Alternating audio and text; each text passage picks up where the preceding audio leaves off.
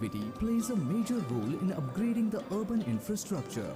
India EXIM Bank has significantly contributed to this sector to support a balanced development across all regions, especially for the large and diverse landmass of Africa.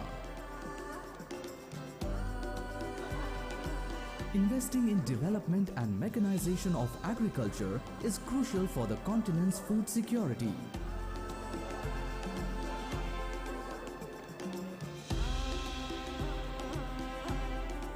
Apart from this, water security plays a major role in ensuring health and sanitation of the people of Africa.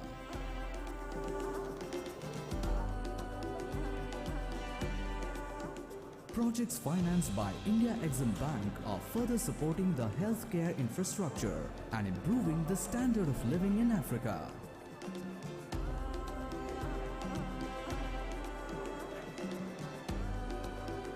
Several large and small projects financed by India EXIM Bank have also led to development of local industry, supported growth of MSMEs, and helped in generating employment for the people in the African nations.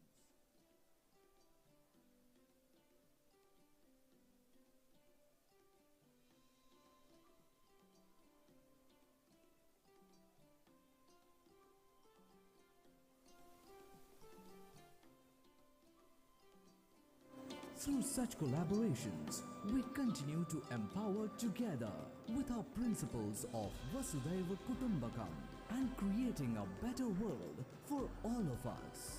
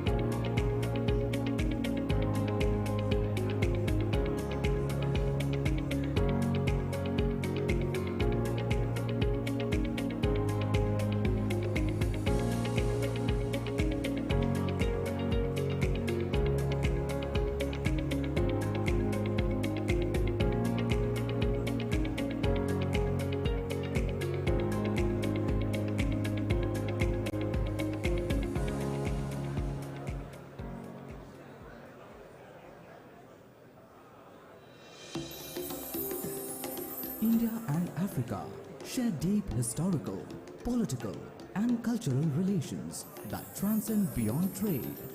Over the centuries, we have come a long way in creating a perfect synergy and a strategic partnership for progress. And this partnership is empowering the lives of the people, building a stronger bond for the future. India EXIM Bank has been instrumental in writing the stories of success of India-Africa partnership that have led to prosperity for both the economies. Several infrastructure priority projects in Africa are helping in meeting the energy demands of the households and industry, thereby powering up the economies of the African nations.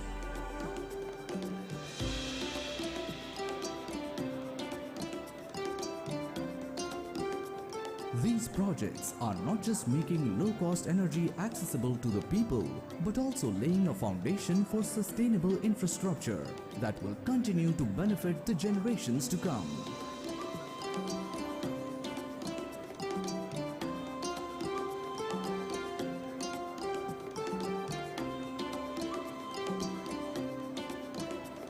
Connectivity plays a major role in upgrading the urban infrastructure. India EXIM Bank has significantly contributed to this sector to support a balanced development across all regions, especially for the large and diverse landmass of Africa. Investing in development and mechanization of agriculture is crucial for the continent's food security.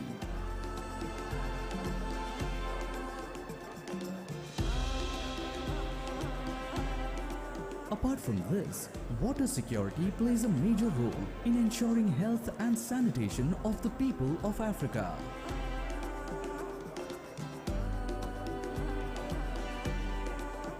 Projects financed by India EXIM Bank are further supporting the healthcare infrastructure and improving the standard of living in Africa.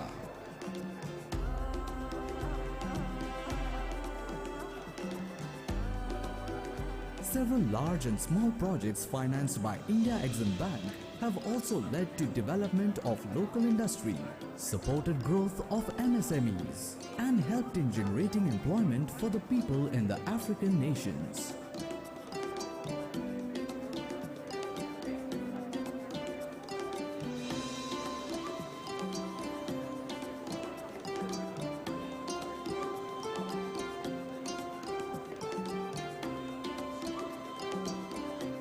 Through such collaborations, we continue to empower together with our principles of Vasudhaiva Kutumbakam and creating a better world for all of us.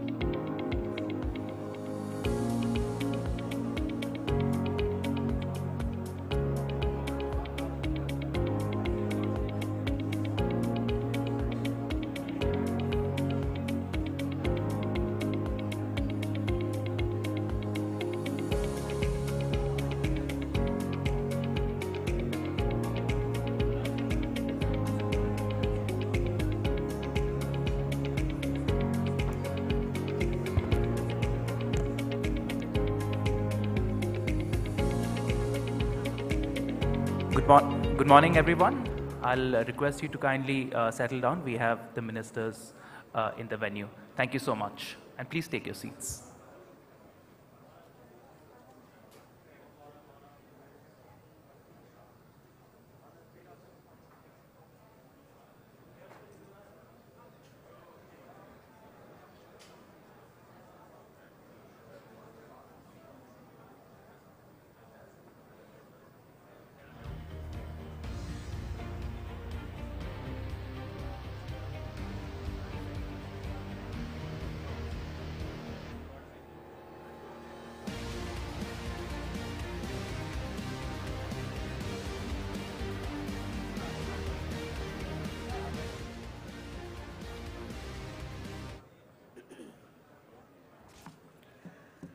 Good morning, ladies and gentlemen, and a very, very warm welcome to each one of you to the 17th CII EXIM Bank Conclave on India-Africa Growth Partnership, Creating Shared Futures.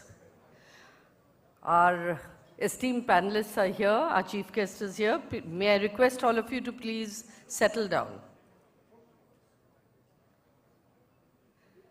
Requesting everybody in the hall to please take your seats.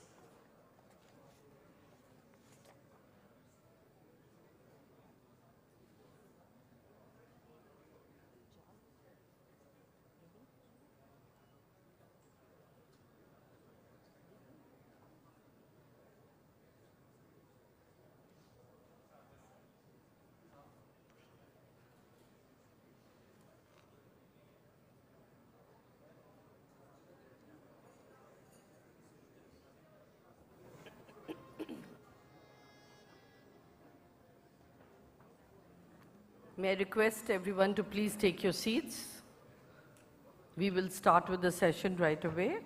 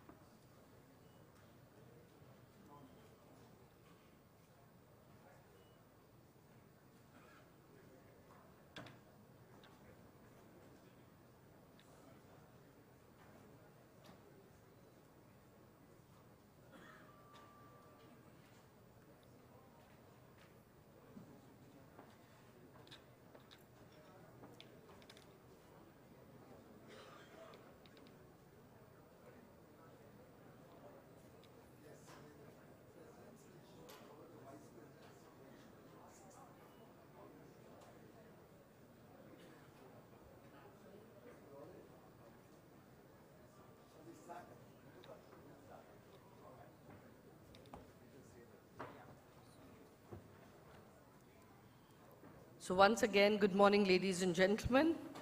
On behalf of the Government of India, EXIM Bank, and the Confederation of Indian Industry, I'd like to welcome all of you to the 17th CII EXIM Bank Conclave on India-Africa Growth Partnership, Creating Shared Futures. To begin the session, I'd like to invite Mr. Chandrajit Banerjee, Director General CII, to take over, please.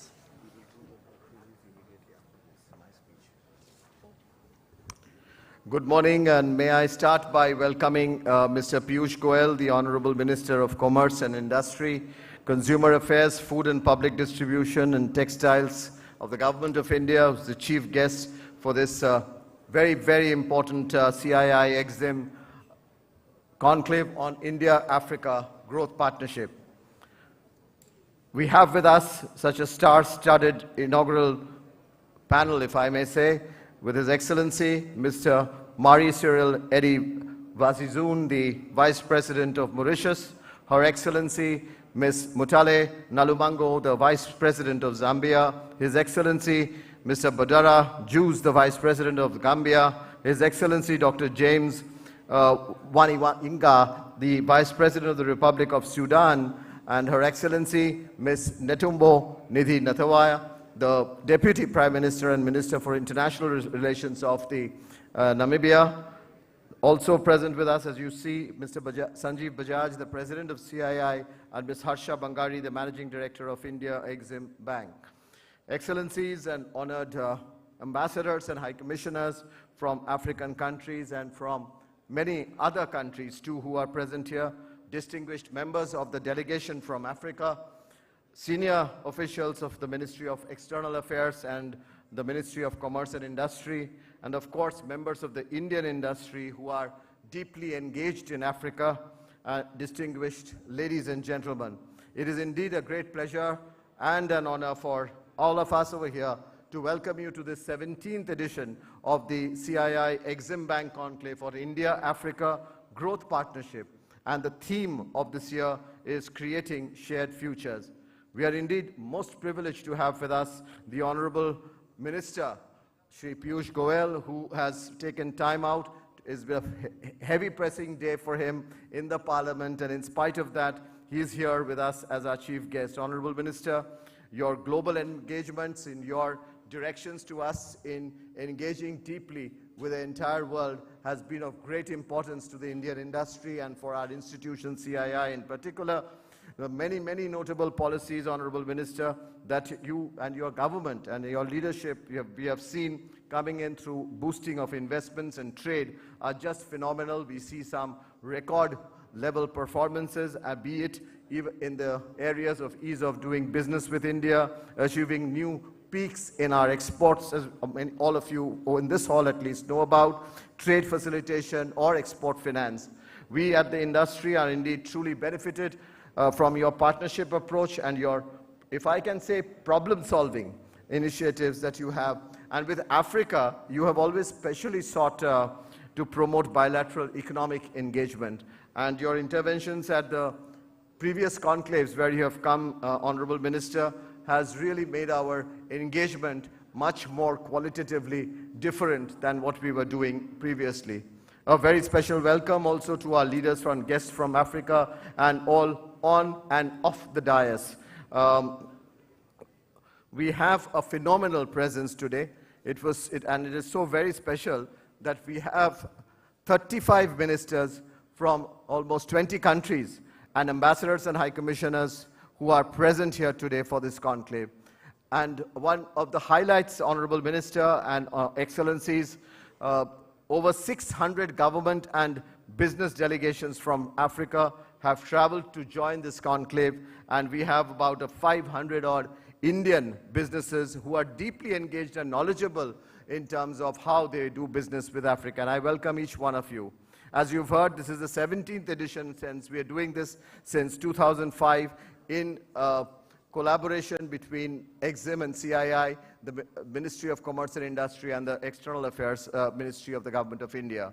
In fact, just wanted to say that with the evolution of this phenomenal engagement between Africa and India, we have rechristened the India-Africa Project Partnership Conclave, the way we used to call it since still last year, to make it the Conclave on India-Africa Growth Partnership. Again, something which our Honorable Minister had talked to us about, which reflects the widening and deepening of a multidimensional partnership. Excellencies, ladies and gentlemen, we'll have over 10 sectoral sessions, 5 plenary sessions with dignitaries from both sides, 5 very special country sessions with Gabon, Gambia, Mauritius, Namibia, Zambia, and 46 we have exhibitors participating, as well as a large number of B2B meetings that the conclave will have during the course of today and tomorrow. And the Honorable Minister, because he has to go back for his Parliament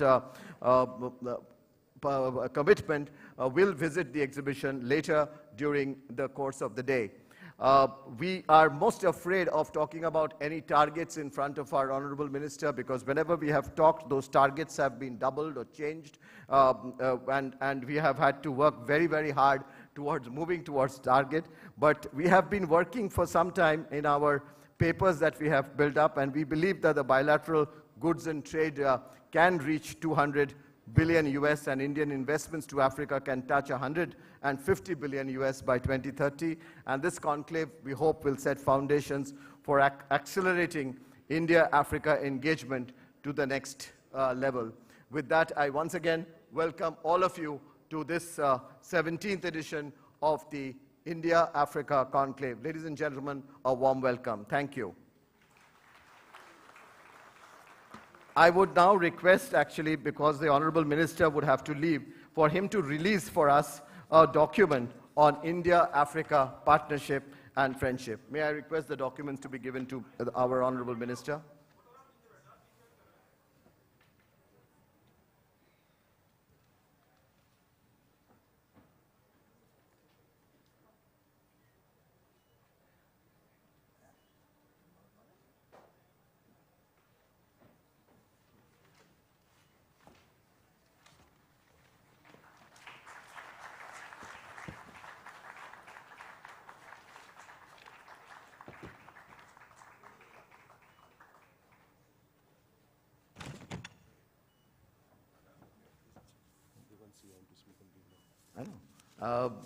With that, may I request the Honorable Minister for Commerce and Industry, Consumer Affairs, Food and Public Distribution and Textiles, Government of India, to please address us. Thank you very much, Chandrajit. My apologies for a little change in schedule.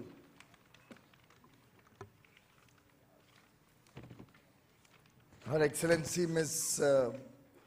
Mutale Nalmang, His Excellency Mr. Mary Cyril Eddie Bison, His Excellency Mr. Pedara E. Juve, Her Excellency Ms. Netumbo Nandi Endeva, Excellencies present at this very important engagement, heads of delegation, colleagues from all the various 20 countries who have joined us for this very important CII EXIM Bank Conclave on India-Africa Growth Partnership, Mr. Sanjeev Bajaj, President CII, Mr. Chandrajit Banerjee, Director General,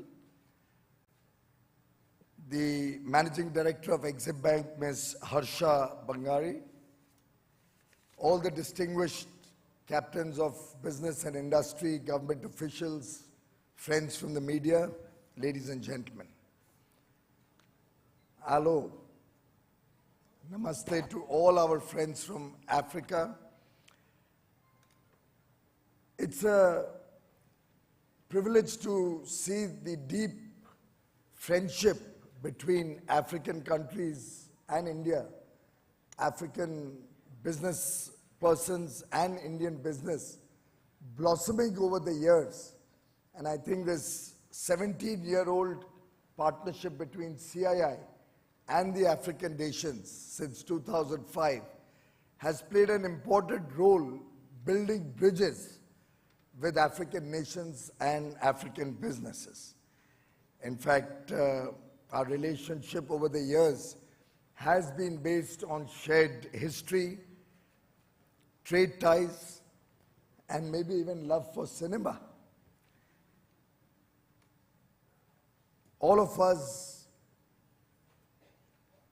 deeply recognize the contribution of Africa in the shaping of the father of the nation's ideology, thinking, and his struggle for India's independence. Mahatma Gandhi practiced the principles of Satya, truth, and ahimsa, non-violence, in Africa. And from there he came to India. And it's very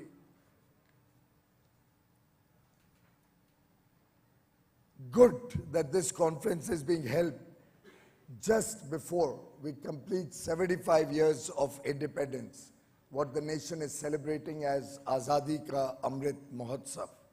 On 15th August, as India completes 75 years as an independent nation, we are setting new goals, setting a new vision for India's development.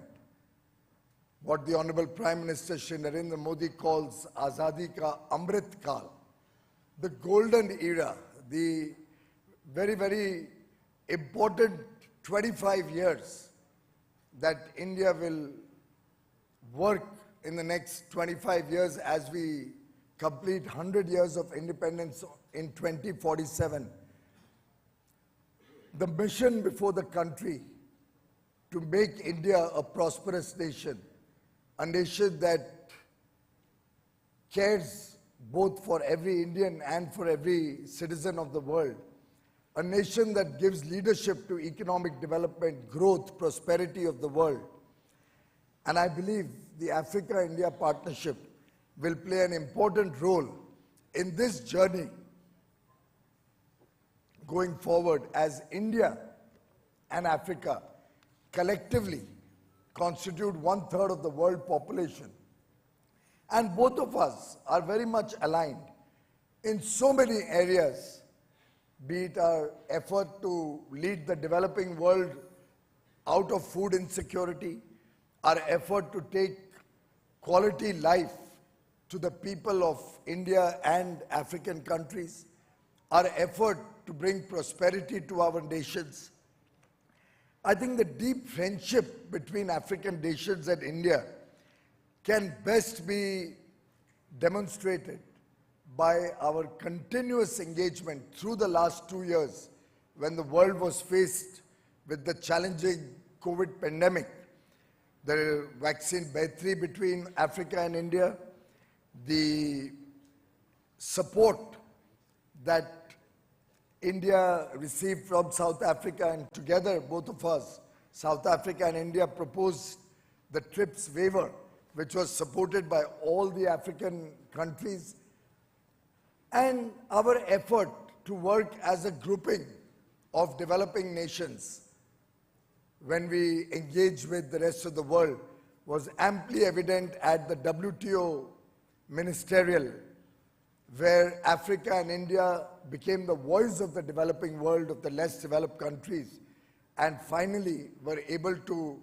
secure both the relevance of the multilateral trading systems as well as protect the interests of our future growth imperative. I think together we can solve several global issues, and I'm sure the engagement that CII and EXIM Bank have put together along with all the African nations will certainly play a very critical role in our shared future and prosperity for the people of Africa and India. In fact, the pillars of the India-Africa engagement can best be described in 4 important pillars: people, business, trade, and government.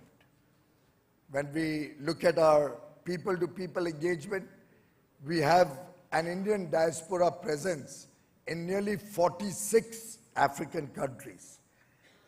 Both our regions have a young population.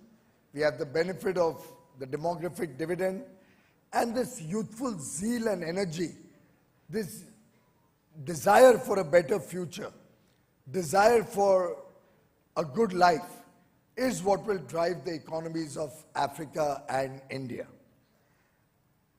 In terms of business, India is amongst the top 5 investors in Africa, with investments aggregating over $71 billion over the last 25 years.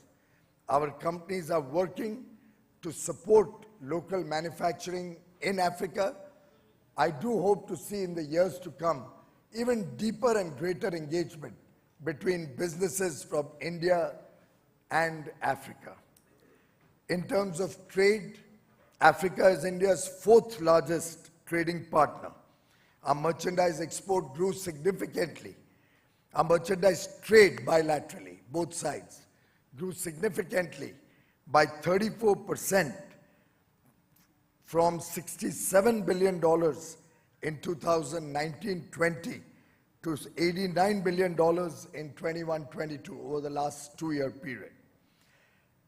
And it's a pretty balanced trade that we have with Africa. While we export about $40 billion worth of goods, we import $49 billion worth of goods from various African countries.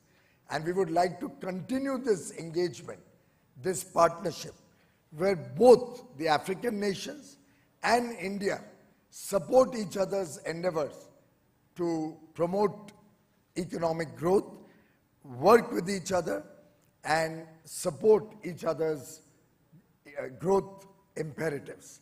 In fact, India gives 27 less developed countries from Africa the benefit of duty-free tariff preference. I had also suggested in my engagement with several African leaders over the last couple of years that it's now time we should also look at further deepening and strengthening this trade partnership, and possibly looking at giving greater trading access to both sets, to the African continent and to India, so that we can expand this trade in a much faster and bigger way. In terms of our government-to-government engagement, we have several Pan-Africa projects like E-Vidya Bharti, which supports education in Africa, and E-Arogya Bharti, which supports healthcare in Africa. And I do believe that in the post-COVID world, particularly with the advent of telemedicine, a lot of Indian doctors, a lot of Indian knowledge in the field of healthcare, and also the wealth of knowledge that our educationists have been able to develop and systems that they have developed in the digital world will help us deepen this engagement with Africa. Clearly, I think we are two sets of people, the African people and Indian people, who believe that we can lead the rest of the world in terms of economic prosperity. We can lead the world growth as we progress our economies. India has consistently looked upon the African nations as friends, as partners in progress, and we believe that in several areas we can work together to bring cost-effective, affordable, and truly designed for the local population solutions in several areas, be it drinking water, be it logistics or transportation, healthcare and education, as I just mentioned, fintech, so that financial technologies can also support the African nations, solar power or other means of electricity which can support the desire and the demands of power in Africa.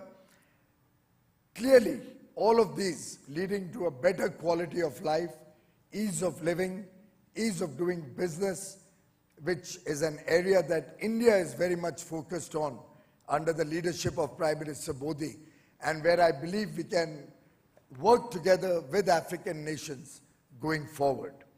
The Honorable Prime Minister of India, Shri Narendra Modi, is giving us clear directions to accord the highest priority to our Africa engagement, and in terms of our foreign policy or economic policy, Africa finds pride of place.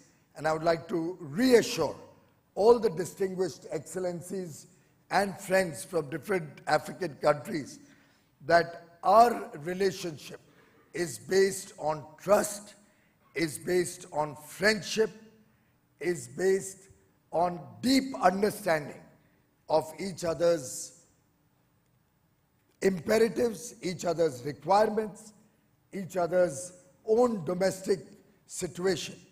And India would like to extend our offer of friendship, our offer of relationship-based business, so that we can meet the dreams of 1.4 billion African people.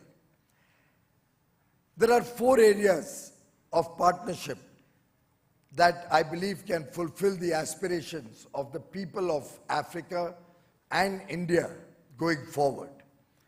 We are both blessed with significant amount of sun, and I do believe solar power can be one area of speeding up the engagement between Africa and India. It'll help bring clean energy to Africa. It'll help meet your energy security needs. It'll help provide jobs, employment, and economic growth to different countries in your region. I also believe our military exchanges in the Indian Ocean, defense trade, manufacturing in the defense sector, particularly things like UAVs, can also lead to greater engagement between the two, between Africa and India. In terms of physical and digital infrastructure, whether it's information technology, whether it's setting up new infrastructure projects in your region, whether it's healthcare, whether it's helping you manufacture vaccines in Africa, whether it's taking pharma industry to help you produce your own medicines, in every which way, India is ready, willing, and very, very keen to engage with various African nations. We also believe there's one area where we can tap a lot of human talent that is there in Africa. That's the startup ecosystem. India has been successful in creating the world's third largest startup ecosystem. And today, we have over 110 unicorns in India. I believe we can work together to co-create startups ecosystem in various African nations. My own department, the Department for Promotion of Industry and Internal Trade, will be delighted to engage with friends from Africa to see how the expertise gained over the last few years since Prime Minister Modi launched the Startup India program in 2016 can help shape the destiny of technology, and how you can help encourage the young boys and girls in Africa to come up with innovative solutions to meet the needs of various African nations. As the famous African proverb says, if you want to go fast, go alone. If you want to go far, go together. Come, let's together make the world a better place to live in. Let's come together. Let's work together. Let's all of us grow together. Thank you very much.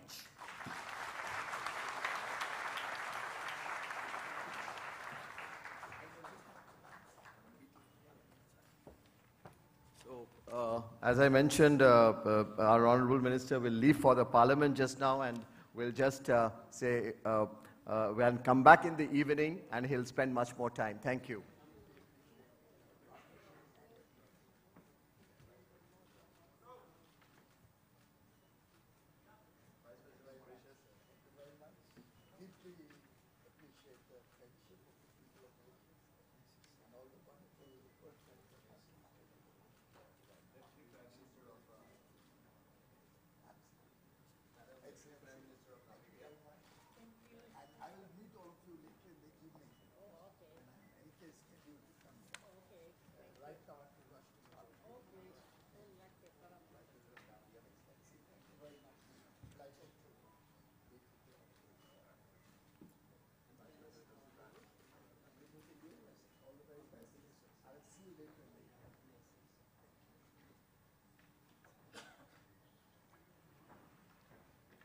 Thank you, Honorable Minister. And ladies and gentlemen, we continue with the session.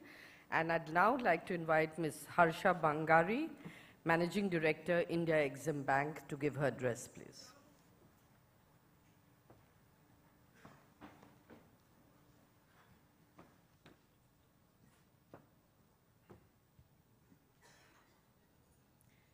His Excellency Mr. Mary Cyril Eddy Boissaison, GOSK Vice President, Republic of Mauritius. His Excellency Mr. Badara A. Zouf, Vice President, Republic of the Gambia. His Excellency Ms. W.K. Mutale Nalummango, Vice President, Republic of Zambia. His Excellency Dr. James Wani Iga, Vice President, Republic of South Sudan.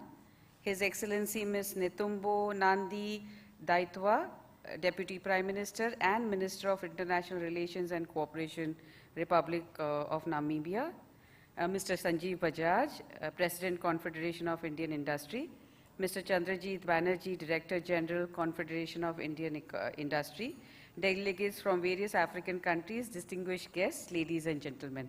A very pleasant and warm good morning to all of you. It is indeed a pleasure to be standing amongst all of you at the 17th CII EXIM Bank Conclave on India-Africa Growth Partnership with CII in the association with the Ministry of External Affairs and Ministry of Commerce and Industry, Government of India. I must say that the theme of today's session, India-Africa Reinvigorating Growth Partnership, is so apt. With new global developments and post-pandemic geopolitical and economic issues, it is time for reinvigorating India-Africa Growth Partnership to ensure sustainable growth and fair distribution of benefits and costs, which will further enhance our roles in the future global governance structure and trade. India's merchandise exports have surpassed $400 billion mark for the first time in 21-22, and we recorded a remarkable year-on-year growth of over 44%. Similarly, Africa's total merchandise exports also has increased by over 30% from $393 billion in 2020 to $514 billion in 2021. Africa's export potential remains huge, especially as the African CFTA came into force in January 2021 to create a unified market of 1.3 billion people of Africa, and it has the potential to push the intra-regional trade up more. India's engagement with Africa dates back centuries, both at the individual level as well as at the Pan-African level. Over the years, this relationship has gained further strength and momentum, supported by trade and investment relations and people-to-people ties. As a traditional development partner, India is ideally placed to understand and appreciate the needs of Africa in various developmental areas. India's relationship with Africa has advanced to being consultative and responsive in nature. Despite increasing trade and investment levels in recent years, the fact remains that currently India-Africa trade and investment remain much below the potential levels. A recent study which was released by the Honorable Minister has estimated that the bilateral trade potential between India and Africa is around $48 billion. This study, which is titled Building a Resilient Africa, Enhanced Role of India, showcases the multifaceted aspects of India-Africa engagements covering from trade, investment, developmental cooperation, and highlighting the scope for further cooperation between India and Africa. Enhanced access to trade finance for both regions would be a major area for cooperation. Availability of trade finance is a critical element for enhanced cross-border trade. Trade finance, though remains a popular activity amongst banks in Africa, the bank participation rate continues to decrease, falling by 16% between 2013 and 19, resulting in a trade finance gap of around $81 billion in 2019.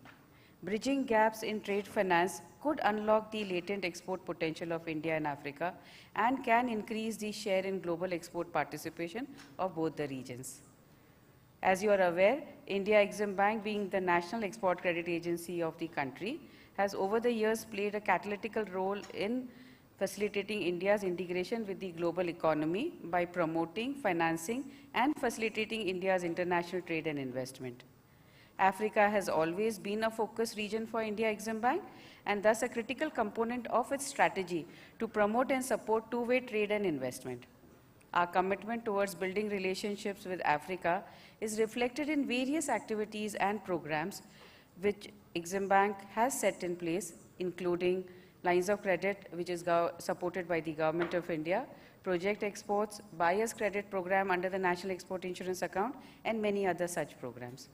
These programs have strengthened India's developmental partnership with Africa, not only directly, but also indirectly in terms of creating a social impact in the region. In line with India's dictum that development cooperation is mutually beneficial, The lines of credit commitments to Africa have also risen significantly over the years. Africa today accounts for around 40% of Government of India supported lines of credit. We have always been at the forefront in introducing products programs which are relevant to the existing economic conditions. And to address the growing trade finance gap, India EXIM Bank has recently introduced a new product, the Trade Assistance Program, to provide an export credit agency-like support in trade transactions to Indian exporters, which may otherwise not materialize in the absence of such support. I'll conclude by saying that to further enhance India's association with Africa, India will have to be dynamic in its engagement in Africa and address the changing needs of the continent. The Africa CFTA presents a gamut of opportunities for India.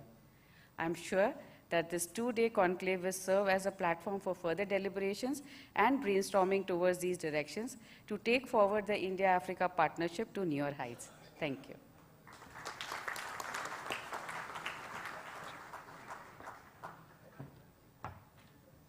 Thank you, Ms. Bangari.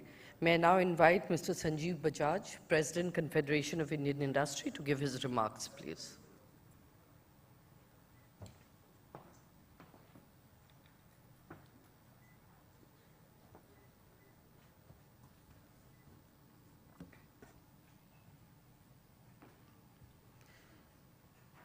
Excellencies, the Honorable Vice Presidents of Mauritius, Zambia, the Gambia, and the Deputy Prime Minister of Namibia, other guests on the dais, distinguished delegates from Africa and India, ladies and gentlemen. Let me personally add my warm welcome to the distinguished dignitaries from Africa. We are indeed encouraged by your presence here today. Excellencies, one of the important themes for the CII this year has been internationalization. We believe that this is a key component, and while penning that down, we were a bit apprehensive whether COVID would come in the way of increasing our international engagements. Today, standing here, I derive encouragement from this overwhelming response to this summit, and thank each one of you for being here. The theme of the conclave is creating shared futures, and I firmly believe that a rising India and a resilient Africa will together define our common future. I believe that this future must emphatically leverage technology. Technology that countries like us know requires to be low cost for our large populations, requires to be digital first, and requires to be without any of the limitations that we see technologies that we import. And let me discuss a few areas where I believe that this will be of benefit across our nations. The first is in innovations relating to fintech. We have seen how adopting low-cost fintech can transform lives, whether you're an individual consumer, whether you're a small business. For domestic transactions, for international transactions, it creates a democratic platform across which not only individuals and businesses, but countries can operate. The second area is EdTech, the education technology frontier. And the last few years of the pandemic has further accelerated this drive towards blending the physical and the digital world together so that whether it is our children, our teenagers, or the rest of us get easy access to intuitive education at our fingertips. Third, with our combined land resources and agri-climatic zones, we believe that again increased mechanization and digitalization in agriculture, in land, can improve efficiency and effectiveness of our farmers through various agri-tech collaborations across our countries. Four, India would like to invest in manufacturing facilities across Africa in sectors from pharma to apparel and textiles and engineering goods. Deep tech solutions such as using artificial intelligence, connected machines, and automation can drive these new manufacturing partnerships. Finally, we believe that technology can also play a significant role in skill enhancement and capacity building. And again, through a number of initiatives that we are working over here in India, and I'm sure there are similar ones in your countries, we believe that we can build huge scale in ramping up digital capacity, including in remote areas. I'm sure that this 17th CII EXIM Bank Conclave on India-Africa Growth Partnership will explore and discuss some of these options and drive new partnerships. May I thank all the dignitaries on the dais for their leadership in creating shared futures for Africa and India, and I wish all delegates a productive 2 days ahead. Thank you.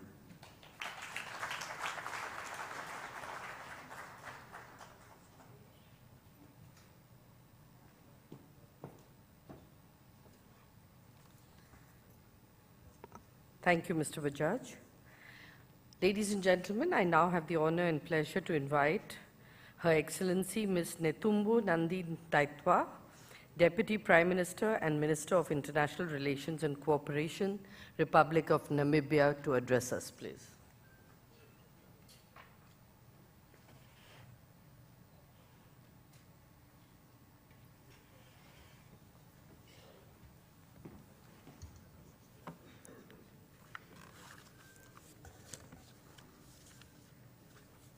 Thank you, Director of Ceremonies. Let me recognize my fellow guests of honor, namely the Vice President of Mauritius, Vice President of Zambia, and Vice President of Gambia, my apology, and the Vice President of South Sudan. At the onset, I wish to warmly thank the Government of India, the Confederation of the Indian Industry, and the Indian EXIM Bank for convening the 17th EXIM Bank Conclave on India-Africa Growth Partnership, and for inviting Namibia to participate in this important event. I express my delegation's sincere appreciation for the warm welcome and hospitality accorded to us since we arrived in this beautiful city of Delhi, and for the excellent facilities put at the disposal of the delegation. Holding of this event on India-Africa comes at an opportune time when the international community needs each other more than ever before, following the devastating effect of the COVID-19 pandemic on global economy. We all felt the major disruption that the outbreak of COVID-19 pandemic has brought across the world economy, resulting in health as well as economic crisis. At this juncture, let me take this opportunity to thank India again for having donated the vaccine to Namibia and around the world in an act of selflessness and a testimony of the solidarity of the government and the people of India with the Global South. Today, most countries, including Namibia, are working on post-COVID-19 recovery strategies. For Namibia, the pandemic came when we were just to recover from the world economic crisis and prolonged droughts, both of which had a negative impact on the labor force. Subsequently, with many people losing their jobs during the pandemic, this added to high unemployment rates, particularly among the youth and women, and that is what we need to address. Hence, we are looking for partnership to increase investment, to grow our economies, in order to create the necessary jobs and to take care of our youth, who are the major asset African continent is having. As we all know, unemployment, particularly among the youth, is a serious threat to peace and security. And no business can grow when there is no peace and stability. Therefore, Namibia is looking for a targeted job creation investment to address the high unemployment. We must all know that when we are investing on job creation, we are investing in peace, and by implication, we are investing in our future, thus addressing the theme of this event, creating a shared future. It can never be shared if it's not in peace. The pandemic and its consequences led to supply chain disruption, leading to high price for food, essential health care services, and commodity. This underpins the importance of linking between health and economic growth. I believe that going forward, after the pandemic, healthcare system and other accessible abilities are going to be among the new benchmark for economic growth. Therefore, the connection between economic growth and health remains crucial.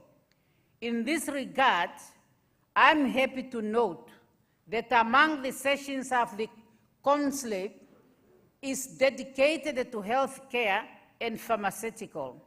And this is one area where Namibia wants to have a partnership. We need to improve and expand our health infrastructures, ensure necessary and efficient supply of medications, medical equipments, and provision of quality services, with particular reference to the public health facilities. We do believe that this session will help to provide ways for us to enhance collaboration between Indian investors in the health sectors and other African countries. Investment in health care could be also beneficial if developing medical infrastructures and human resources are considered in a parallel approach. Besides setting up hospitals, other investment opportunities could exist, such as the provision of medical education and training to producing sufficient and qualified medical staff. In addition, capacity building could be done by various means, including directed training, long-distance learning, continuous medical education, among others. Dear participants, with regard to trade and investment, this is now the time for us to enhance and strengthen trade and investment between Africa and India. This conclave is taking place at a time when Africa is starting to operationalize the Africa Continental Free Trade Area, thus making it possible for Africa to become one of the biggest markets for trade and investment. Therefore, at an event like this one, Africa and India business people must take advantage of the Africa Continental Free Trade Area to realize our principle of South-South economic cooperation in the best interest of the people of the South. In the spirit of public-private partnership, serving the people should be at the center of our operation. With all the resources at our disposal, our people should not continue to be victims of poverty. Therefore, we should aim at forging mutual beneficial economic partnership, which I believe is the engine for social economic growth and sustainable development. As members of the UN, Namibia all African countries and India, we have a responsibility to contribute to the realization of the UN Sustainable Development Goals. Hence, it's a must for our private sector to join us in this noble endeavor. In Namibia, agriculture employs 41.1% of our labor force. We therefore believe this is the sector we have to pay special attention, as it has a potential to grow the economy and create jobs in a substantial way. Against this background, among others, Namibia is looking forward to benefit from the session, focusing on the strengthening of value chain in agriculture and food processing. Time must come for Africa and of course for Namibia and of course the whole of Africa continent to be self-sufficient in food production and just to import food as a choice. If anything, the conflict between Russia and Ukraine has taught us we need a level of dependency when it comes to food security. It's my hope that during this meeting, we will highlight the needs to change the composition of Africa's trade to India, with India, from export of raw materials to the value-added product. We should also consider our laws that regulate trade and investment to enable potential investors to easily do business across our borders. Namibia has noted with appreciation the investment by India in areas such as information communication technology, energy, engineering, chemical, pharmaceutical, and automobile. However, despite this, the current investment flow between Africa and India, with particular reference to Namibia, might not really reflect what we want to see and the potential that exists. There is no doubt that there is a vast potential in other areas where India can invest. Namibia has been identified as one of the natural laboratories for green hydrogen. This is a new economic activities in our investment basket, which needs serious investment.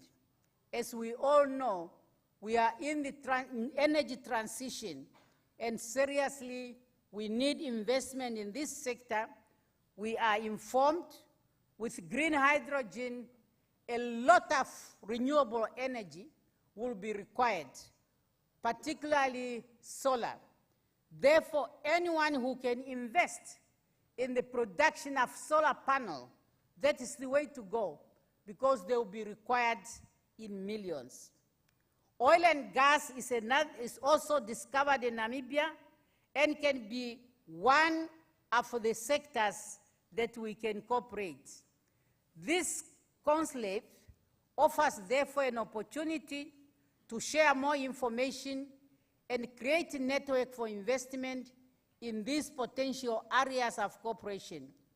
We should highlight the needs for increased investment activities that will promote Africa industrialization in line with the AU Agenda 2063.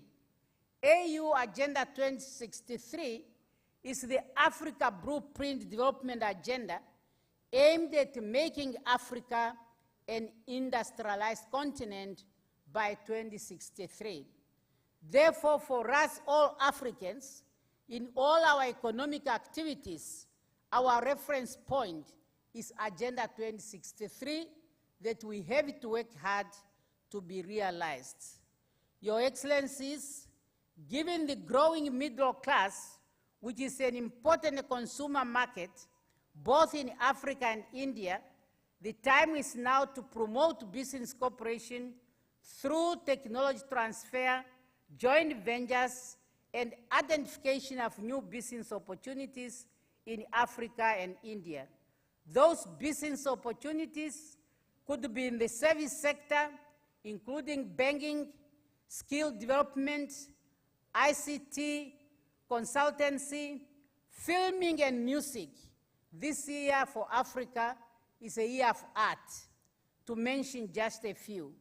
With regard to banking sector, I'm convinced that this event will explore workable mechanism on trade and infrastructure financing, as well as financing for small and medium enterprise. It is imperative that we work out mechanism to enable also small and medium enterprise. For Africa, small and medium enterprise are very critical, and we are seeing them as the main driver for our economy if we can really talk about industrialization by the year 2063. As I conclude, once again, I wish to take this opportunity to express Namibia's appreciation for the excellent bilateral relation that exists between our two countries, namely Namibia and India. May I also take this opportunity to encourage Namibian and Indian businessmen and women to continue with undertaking business exchange with a view to achieve tangible investment. I'm saying so because of late, we have seen an increase of Indian business people visiting Namibia, and we want this to be continued. For more information on what Namibia can offer to strengthen or to contribute to the economic cooperation between Africa and India, I'm inviting you to the Namibian Hour tomorrow, the 20th of July, at 11:30, which is taking place at Jahanhara Hall, where Namibian experts will give more information on what our country can offer in terms of investment opportunity. Thank you for your kind attention.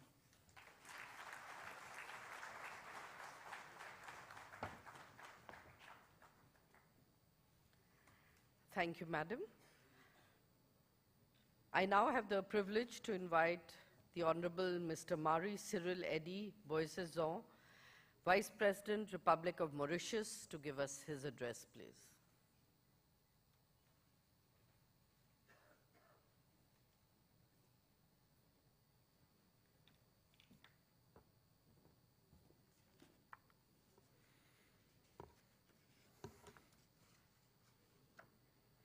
Good morning.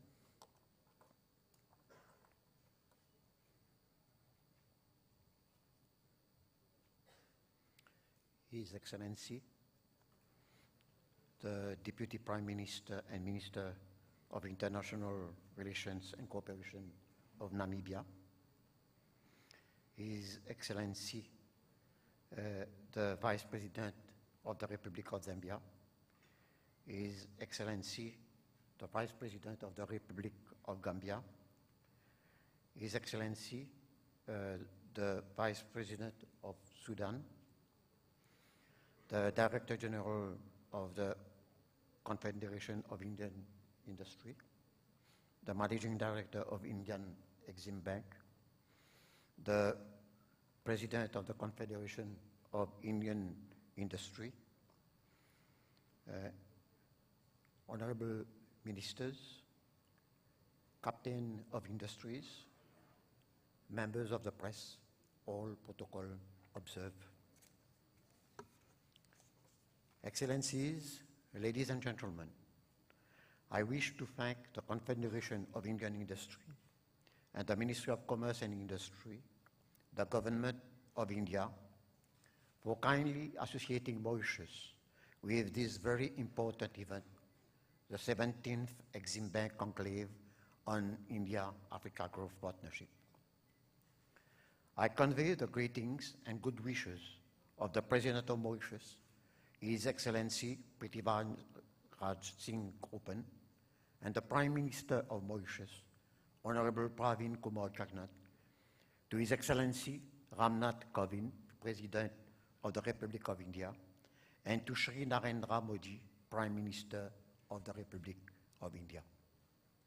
It is indeed with immense pleasure that I have come to the ancestral land of so many of my compatriots and from which my country has inherited and cherished the richness of its culture and values.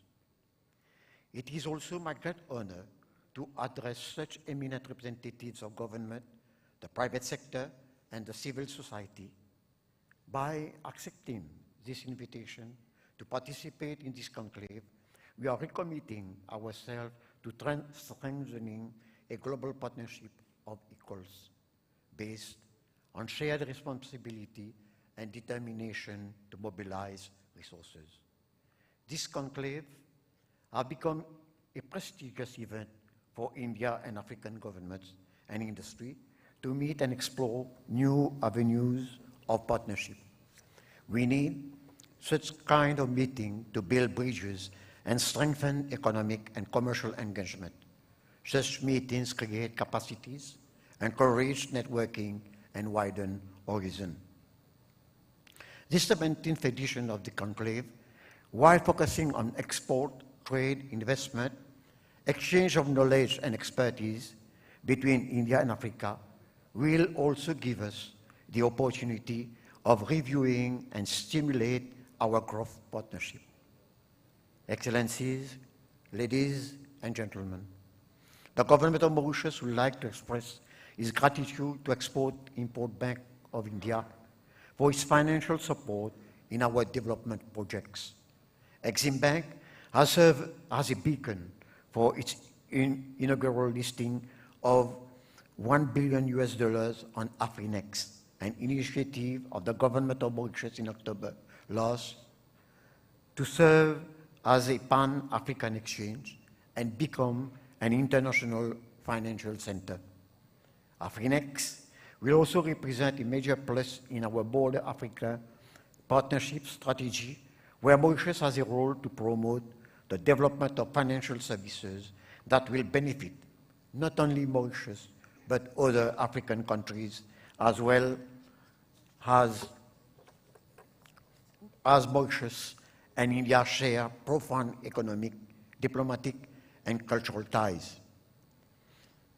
And affinity and resolute collaboration has nurtured a unique privilege and special bond between the two countries. India has been our ever faithful and active partner in the socio-economic transformation of my country. Many Indian companies have made Mauritius their second home by setting up projects here and by using the Mauritian platform for investment in the region. In terms of business opportunities, Mauritius and India have signed a comprehensive economic cooperation and partnership agreement in February 2021. CEPA is the first trade agreement signed by India with a country in Africa and mainly covers trade in goods and services. Following this agreement, imports from India as a percentage of total import increased significantly. However, there are still certain barriers to trade that need to be resolved. We are hopeful that during the high-powered committee in Delhi coming soon, many issues shall be resolved in a timely and proactive way, and that both Mauritian and Indian economic operators are thus able to tap into the full advantage presented by the CECPA agreement. India and Africa have had a long-standing relationship that is marked with historic, cultural, economic and political exchanges and cooperation. This relationship is rooted in the spirit of developing together as equals. India-Africa relations are enjoying an unprecedented renaissance founded on shared economic interests and long-standing historical ties. The recent years have witnessed tremendous increase and deepening of economic and cultural exchanges and cooperation between India and Africa. The dynamic current India-Africa trade and investment relationship can be attributed to the steps taken by the government of India and the initiatives taken by the Indian private sector.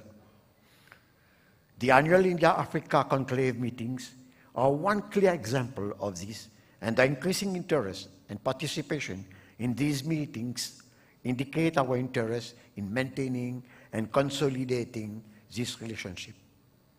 Indian industry could play a key role in helping Africa's manufacturing industry move up the value chain, manufacturing, drugs, pharmaceuticals, and renewable energy are the three vital sectors where India investors could make key contributions to Africa's sustained progress.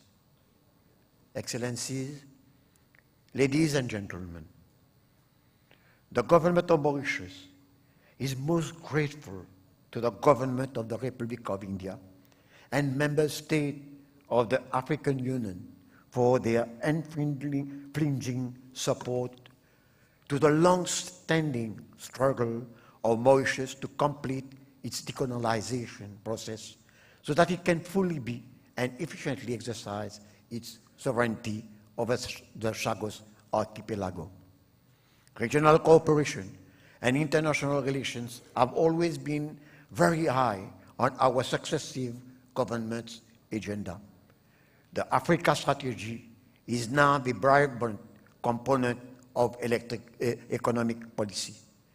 Within our vision of Africa strategy, we have a number of special economic zones in Senegal, Ghana, Madagascar, Côte d'Ivoire, and Kenya. Many Mauritian companies are already investing in Africa in sugar production, renewable energy, insurance, textiles and garment, ICT. The continent is the preferred destination of our investors, and it is the destination of more than 60% of our investment outflow. More than 100 Mauritian companies have invested in nearly 25 countries of the continent in various sectors. Mauritius will remain and develop further in its relationship with Africa, and I am sure that you will explore all the investment and trade opportunities that we offer. During the country sessions of the Republic of Mauritius scheduled for this afternoon, we shall have the opportunity of expanding on these opportunities and the incentive which our government is offering.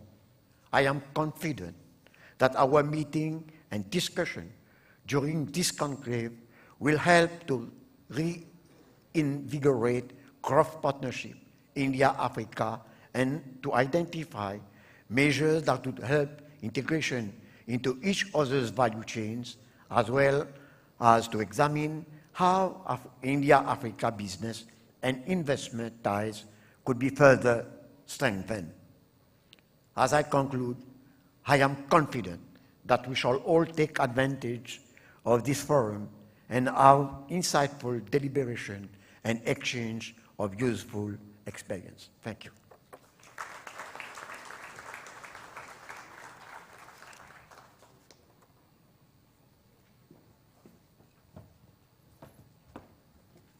Thank you, sir. We now have Her Excellency Ms.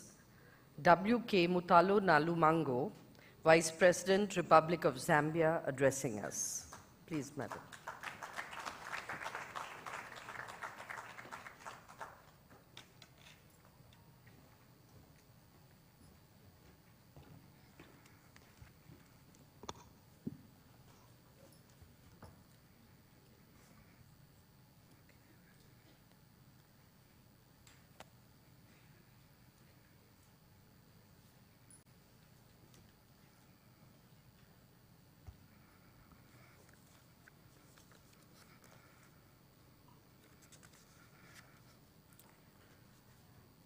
Thank you.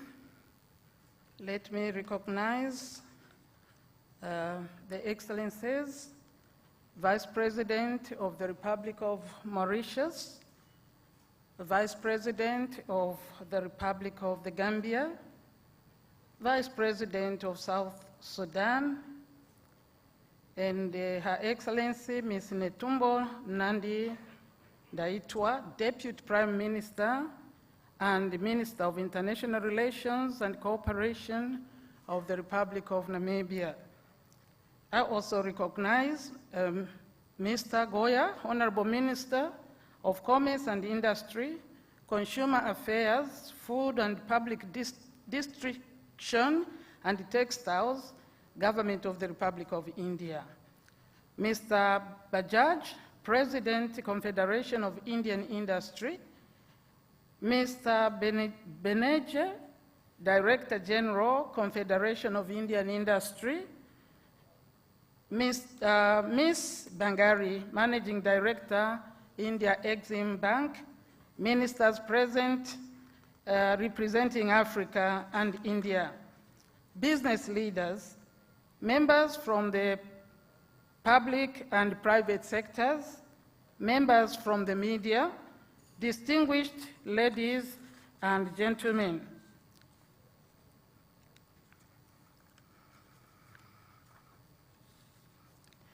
Firstly, I bring warm and fraternal greetings from the President of the Republic of Zambia and the people of Zambia. I also join the high-level leadership from Africa, representing various countries at Vice President, Prime Minister level, ministers and business leaders, entrepreneurs, as well as officials in attendance. We are happy to be in the land of the world's largest democracy and a hub for innovation and technology. Let me also take this opportunity to thank the government of the Republic of India and the Conclave organizers for the exceptional hospitality extended to me and my delegation. The theme, Creating Shared Futures, invokes the need to reflect on the past, the current, and future direction of the partnership between Africa and India. Therefore, the theme is very appropriate because Africa and India are growth centers poised to transform the economic fortunes of the two regions. However, the economic growth must also address climate change effects, such as heat waves, floods, droughts, and pandemics, which are increasing in frequency and intensity. Hence, the need to build resilience as we strengthen the partnerships. This aspiration is well captured in the 2063 African Union Vision stated, and I quote, "An integrated prosperous and peaceful Africa, driven by its own citizens, representing a dynamic force in the international arena." Indeed, Africa and India are a dynamic force in world affairs. Therefore, the launch of the African Continental Free Trade Area serves as a springboard for achieving the vision through trade and investments, among other pillars. This is the future we want, and we are here to jointly share this future with India. Your Excellencies, ladies and gentlemen, Zambia is strategically located in the center of Africa, with direct access to 8 neighboring countries from Lusaka, the capital. Beyond Lusaka, investors and business people can reach out to capital cities of the Southern Africa countries within 2 hours' flight.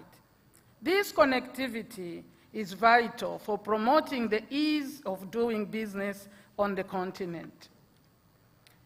It is also important to note that economic relations between Zambia and India have grown stronger over the last few years, with bilateral trade exceeding $1 billion United States dollars. This makes Zambia one of India's major trade partners in Africa. In addition, over $3 billion United States dollars of investments by Indian enterprises has been registered in Zambia in the recent past, with more than $5 billion United States dollars already in the pipeline. Given these prospects, Zambia is here to continue building bridges and attract more investment shaped by past geopolitical and economic engagements. We want to ride on these strengths and the extensive business network offered by this conclave. We are hopeful that our presence will create a future driven by economic diplomacy, which is the centerpiece of Zambia's trade and investment drive. In this regard, we are open for business, and we are grateful that the conclave organizers have provided us a country-focused session to showcase Zambia's unique opportunities. Your Excellencies, ladies and gentlemen, in terms of potential areas for trade and investments, Zambia seeks partnerships in strengthening agriculture and food processing value chains. In addition, development of sectors such as mining and mineral processing, pharmaceuticals, specialized hospitals, tourism, education, energy, transport, and estate infrastructure, as well as entrepreneurship development, are part of our social and economic transformation agenda. Zambia already hosts Indian pioneer enterprises and iconic brands such as Indo-Zambia, Tata Group, Airtel, Land Verum Beverages, who have taken podium positions in various sectors. I invite you to follow their footsteps because Zambia is a business-friendly country owing to political stability, anchored on peace, democratic elections, and the rule of law, demonstrated by the successful transfers of power during the 12th August 2021 elections, which ushered in the New Dawn government. In respect of the rule of law, let me assure you that your investments are safe because the Zambia Development Agency is responsible for investment promotion, has mandate to grant investment protection agreements based on the applicable investment credentials. For more information and sector-specific investment opportunities that only Zambia can best offer, join us in the Zambia Country Focus session led by the Honorable Minister for Small and Medium Enterprise Development.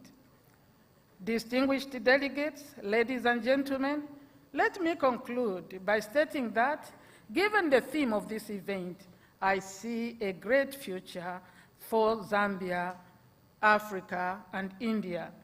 The economic fundamentals and projections are pointing in the right direction, especially in uplifting the women and youth in Africa and India. However, we also need to significantly invest in the food and nutrition security because it is key to the social and economic survival of Africa and India. The current global food and fuel shortages resulting in skyrocketing prices are signs of the urgency for us collectively to work together to address the dire situation in some parts of Africa. On this note, let me restate that Zambia is open for business in anticipation of a shared future full of success stories at this conclave and beyond. I thank you, all of you.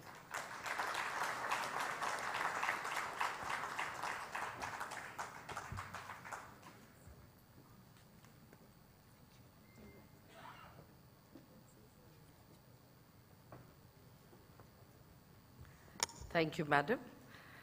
And now, ladies and gentlemen, I have the privilege to invite the Honorable Mr. Badara A. Juice, Vice President, Republic of the Gambia, to address us.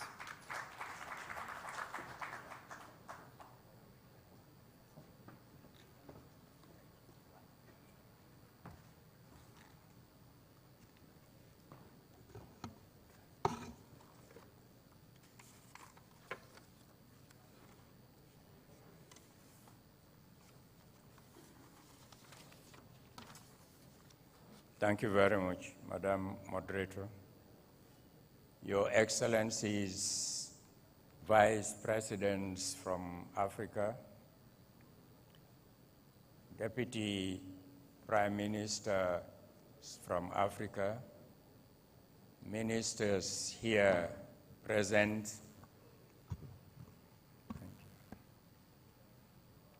the management of the EXIM Bank, management of India's industry, all other protocols duly observed. I stand here on the mandate of His Excellency President Adama Barrow of the Republic of the Gambia,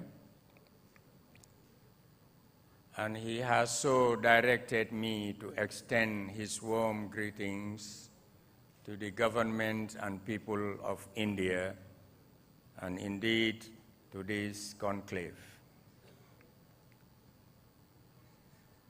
It is a great honor and privilege for me to be invited to this high-level business forum here in New Delhi, the beautiful capital of incredible India. Let me begin by thanking the government and the people of India and the EXIM Bank for the hospitality that is accorded me and my delegation. I must also thank the Federation of Indian Industry, Ministries of Commerce and Industry and External Affairs, the Government of India for the excellent organization of this conclave. This partnership has grown over the last 16 years and has witnessed an increasing investment of Indian businesses in Africa because of the reforms undertaken by African countries that has increased business confidence of the continent. The conclave is forging a closer ties between businesses in Africa and those of India. The theme of this edition, creating shared future, which is highly relevant and as it demonstrates the commitment of both parties to promote shared economic prosperity. As we all know, India and Africa have a lot in common, and therefore working together to promote our common economic interests is not a coincidence. India, as a growing economy, has a lot to offer to Africa in the areas of human capital development, technology, investment, and trade. Africa, which has all the A to Z of the multivites of development, has also so much to offer to India and the rest of the world. The relationship between Africa and India presents an enormous opportunity for business, and therefore we need to work together to leverage for that in order to consolidate and promote our shared future. The conclave, since its inception in 2005, has played a pivotal role in encouraging Indian companies to invest and grow their footprints in Africa. The level of economic engagement between India and Africa has undoubtedly grown exponentially in recent years and reflects such growth relationships. And the conclave is being rechristened as the CII EXIM Bank Conclave of India-Africa Growth Partnership, expanding the earlier focus on project partnership. This new dimension of the relationship is designed to support the infrastructural development in Africa for economic development of the continent. With post-COVID recovery agenda and strengthening such partnership should be an important role in these kind of meetings and interaction, with much needed investment in our respective economies for faster recovery and the rebuilding of our own economies. The regular nature of government has restored business confidence and thus resulting in increases in investment in trade, construction industry, tourism, and to some extent, some manufacturing in the Gambia.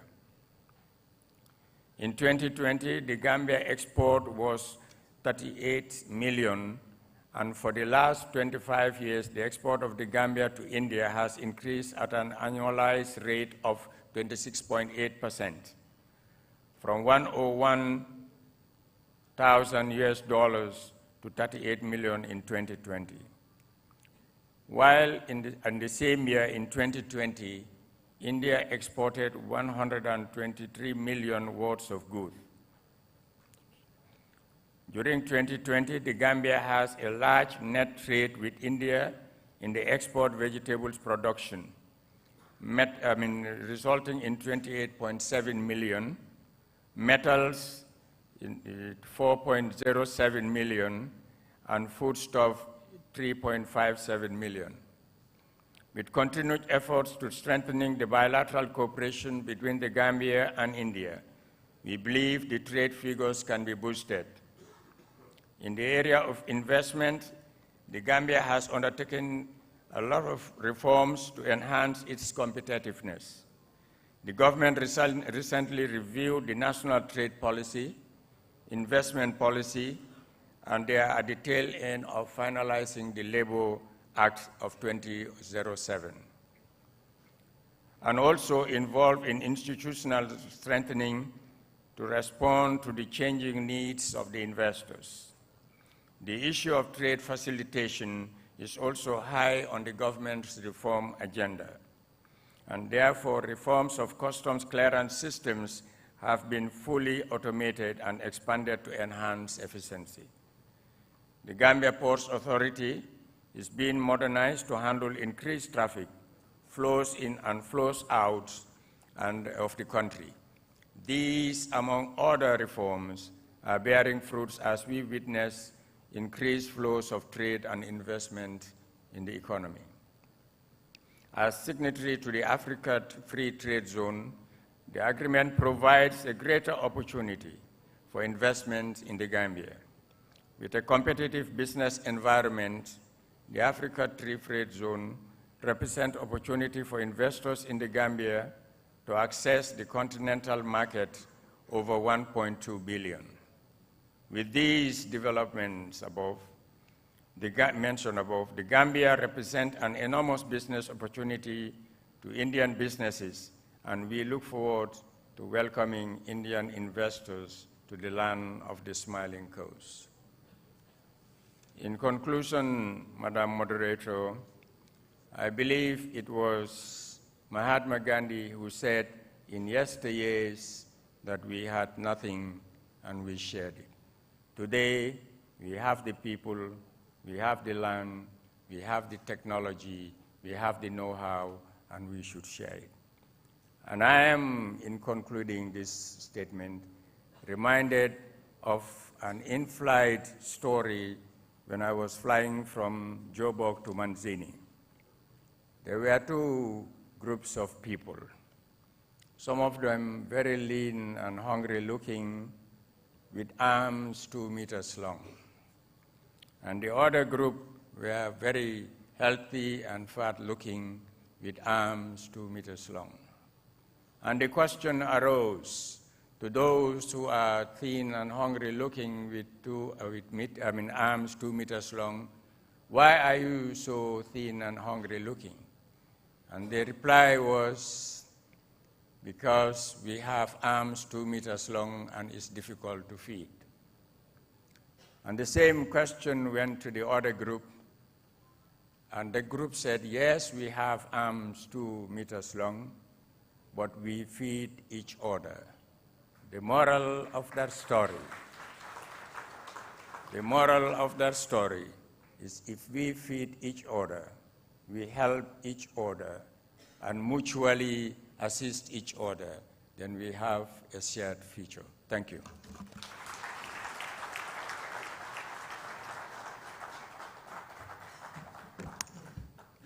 Ladies and gentlemen, Excellencies, the Honorable Vice President of Mauritius, Zambia, the Gambia, the Vice President of Sudan, and the Deputy Prime Minister of Namibia. Some very, very useful insights as we saw, and prior to that from our Honorable Commerce Minister. And these are really very, very useful for the industry in India, and of course I'm sure about the Government of India's senior representatives present here. And they really help us at the Indian industry and CII, along with the EXIM Bank, create the agenda for the coming months and years.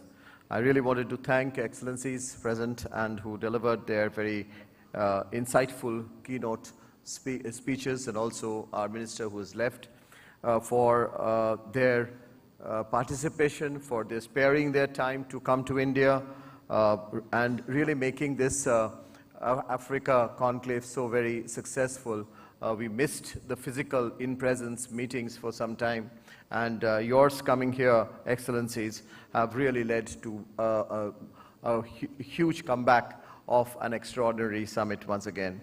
The partnership with the EXIM and CII has been extraordinary, and really wanted to also acknowledge the Managing Director, Harsha Bangari, who's present here, and her entire team, which has collaborated so intensely with CII.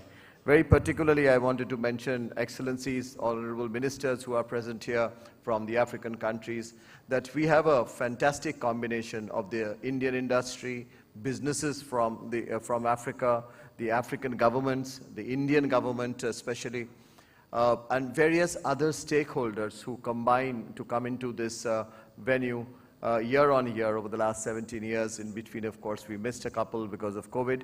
And this interaction is of great, great value to us. And CII, as you see, the CII president, who also, Sanjeev Bajaj, who spoke about some of the newer areas of our partnership that we are looking at. And these stakeholders present just help us deepen engagement in each of the new sectors as we go along. I'd really like to thank also Mr. Tamu Ravi, who was taking copious notes and listening to the Secretary from the MEA. We also had Mr. Puneet Kundal, who had left actually. Mr. Kundal also has been very, very involved in this Africa Conclave over the last many months. But very importantly, I must acknowledge the presence, and I see Mr. Shikhar Reddy and Mr. Suala Nayak present over here. They again have been always been great partners, if I can say, to see that we are on the right track as far as the Africa-India Conclave is concerned. And I would like to also welcome who joined a little as soon as we began the session, a little after that, was the additional Secretary of the MEA, Mr. Prabhat Kumar.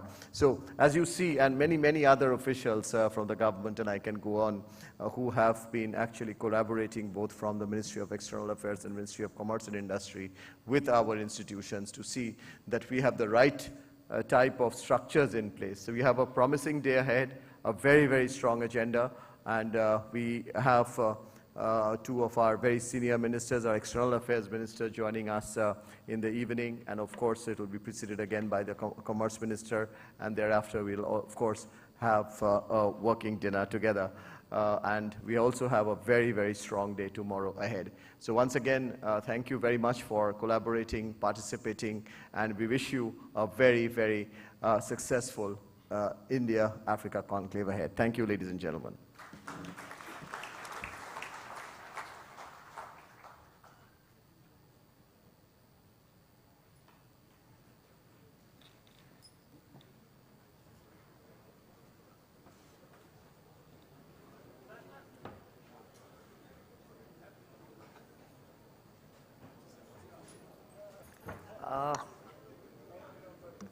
We'll have a photograph with the dignitaries on the dais, please. Yeah. Please hold on.